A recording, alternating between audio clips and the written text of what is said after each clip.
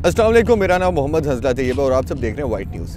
हम लोग इस टाइम मौजूद हैं मीनार पाकिस्तान में, जहाँ पे 14 अगस्त के दिन आयशा इकराम के साथ एक वाक़या पेश आया, जहाँ पे तकरीबन 400 लोगों ने रिपोर्ट्स के मुताबिक उसके साथ हरेस करने की कोशिश की। बाद में जब रिपोर्ट्स और तफ्तीश हुई तो बाद में पता चला कि जो उसके साथ लड़का आया था रैम्बो, जो उसका दोस्त था, उसने इसे एक प्रोपेगेंडे का शिकार बनाया। इसके साथ एक डील की जिसके तहत उसको इन 400 लड़कों के साथ ज़्यादती का सामना करना पड़ा।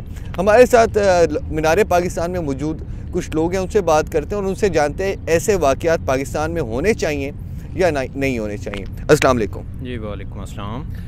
आपका नाम क्या और किस शहर से हैं? अली भाई, इस्लामाबाद से।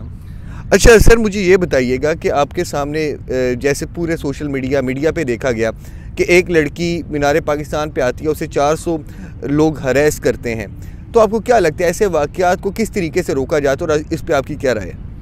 जी भाई, मेरे ख्याल में ये बहुत गलत हुआ है और गलत सिर्फ औरत की अपनी वजह से हुआ है। औरत ने बहुत गलत काम किया है, क्योंकि अगर वो अपने बहन भाई खावान कोई भी फैमिली मेम्बर के साथ होती तो ये काम ना होता।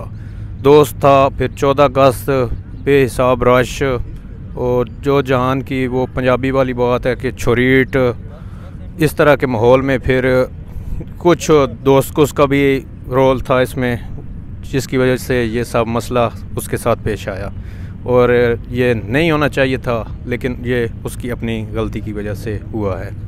अच्छा, मुझे ये भी बताइएगा कि ये तो वाक़यात चलें मीनार पाकिस्तान की बात करते हैं, इस तरीके से और भी वाक़यात होते हैं। ज़ैनब का कसूर में रेप हुआ, उसके बाद उसके कातिल पकड़े भी गए, उसने फांसी भी हुई।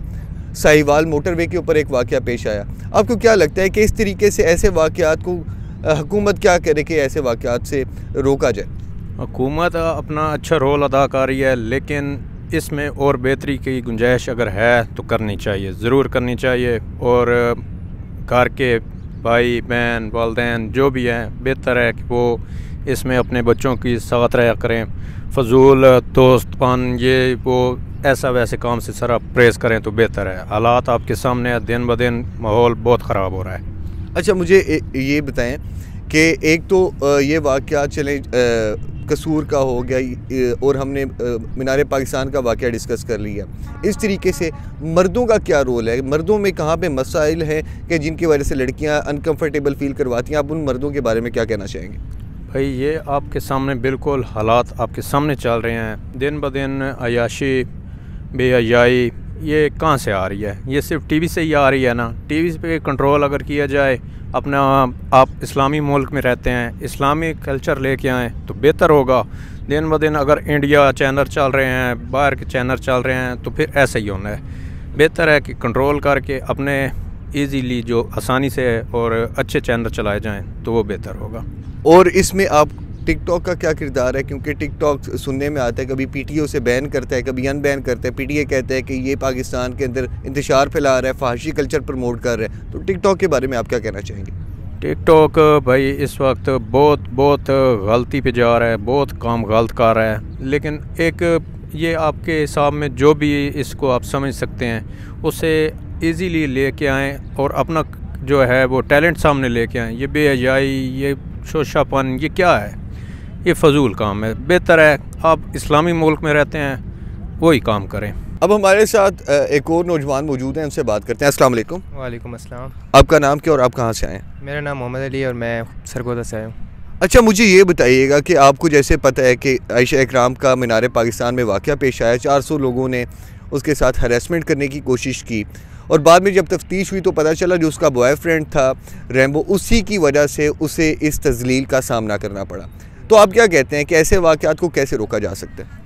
सही, सबसे पहले तो बात यह है कि जब तक हमें ये पता था कि वो रैम्बो का नहीं है किरदार उस चीज़ में, उस वक्त तक तो हमारी नज़र में वो गलत था। लेकिन जब ये बात सामने आई कि वो रैम्बो भी उसमें शामिल है, तो ये तो अब हमारी यानी कि ना हुकूमत की गलती है, ना सिक्योरिटी इदारों की गलती है, ये तो फिर उनकी अपनी गलती होती है ना।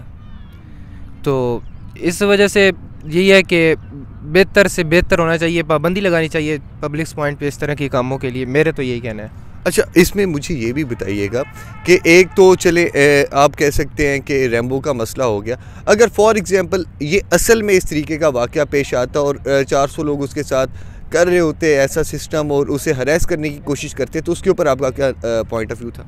सर जी देखें, अगर कोई पब्लिक पॉइंट पे कोई किसी को हरास करता है तो बहुत गलत है, सिर्फ गलत नहीं है, काफ़ी हद तक गलत है।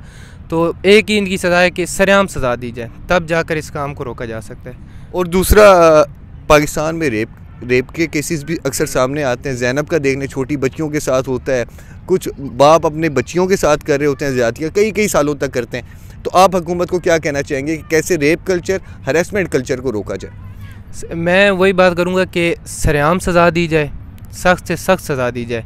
और मेरा तो यही कहना है कि सज़ाए मौत होनी चाहिए, इट्स एंड। और तब जाके इस चीज़ को रोका जा सकता है, तब आने वालों को इस चीज़ का सबक मिलेगा।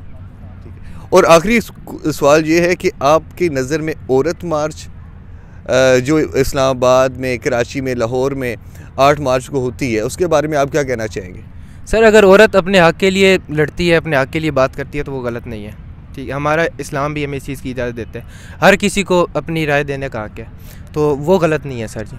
ठीक है, पर वहाँ औरत मार्च के अंदर वहाँ पे जो बात की जाती है कि मेरा जिस्म मेरी मर्ज़ी और इस तरीके के कई नारे देखने में आते हैं जो पाकिस्तान की आइडियोलॉजी और पाकिस्तान के कॉन्स्टिट्यूशन के अगेंस्ट जा रहे हैं। आप इस बारे में उनको क्या पॉइंट देना चाहेंगे? सर जी अगर औरत अपने हक़ तक बात करती है तो ठीक है, अगर वो एक हद जो मुकर्रर की हुई है इस्लाम ने, हमारी हुकूमत ने, अगर उससे वो बैठ जाती है तो औरत गलत है, उसके ख़िलाफ़ हम ज़रूर आवाज़ उठाएंगे। लेकिन अगर वो अपने हक़ की बात करेगी तो हम उसका साथ देंगे, अगर वो उसके ख़िलाफ़ बात करेगी तो हम उसके ख़िलाफ़ हो जाएंगे। अस्सलाम वालेकुम, आपका नाम क्या और आप कहाँ से हैं? वालेकुम सलाम, मेरा नाम आसिम है और मैं फिर जोराबाद से ताल्लुक़ रखता हूँ। अच्छा, मुझे बताएं कि आप मीनार पाकिस्तान में मौजूद हैं और इस टाइम आपको अंदाज़ा होगा कि यहाँ पे 14 अगस्त को एक वाक़या पेश आया था कि एक लड़की के साथ ज़्यादती करने की कोशिश की गई थी, तो आपकी क्या राय है उस बारे में? बिल्कुल गलत हुआ था, औरतों के साथ गलत हुआ था। गवर्नमेंट को भी सपोर्ट करना चाहिए और पेरेंट्स को भी सपोर्ट करना चाहिए कि वो अपनी यानी कि औलाद को, ख़ास तौर पे जो सी बेटियाँ हैं उनको अकेले में इधर पब्लिक प्लेस में ना आने दें, ख़ुद साथ आएँ। और एक उसका फ्रेंड भी साथ था, रैम्बो, उसकी भी साथ में गलती थी, उसको तो सज़ा दी जानी चाहिए।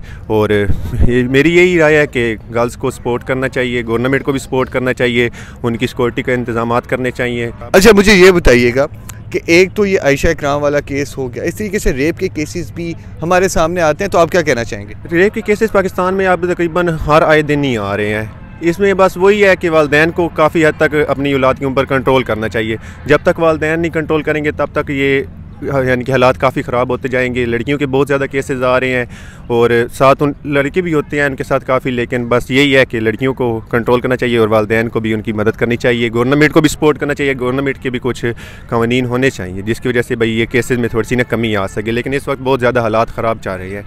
अच्छा, तो अभी आपने देखा कि हमारे साथ यहाँ मीनार पाकिस्तान में कुछ लोग मौजूद थे, हमने उनसे बात की और आयशा इकराम का जो सा केस था उसके बारे में इनसे राय जानने की कोशिश की। तो सारों का यही कहना था कि वालिदैन को चाहिए कि अपनी बच्चियों को ऐसे पब्लिक प्लेसेस पे बड़े इवेंट्स के दिनों में बाहर ना निकालें ताकि वो अपने आप को सिक्योर फील कर सकते हैं। शुक्रिया।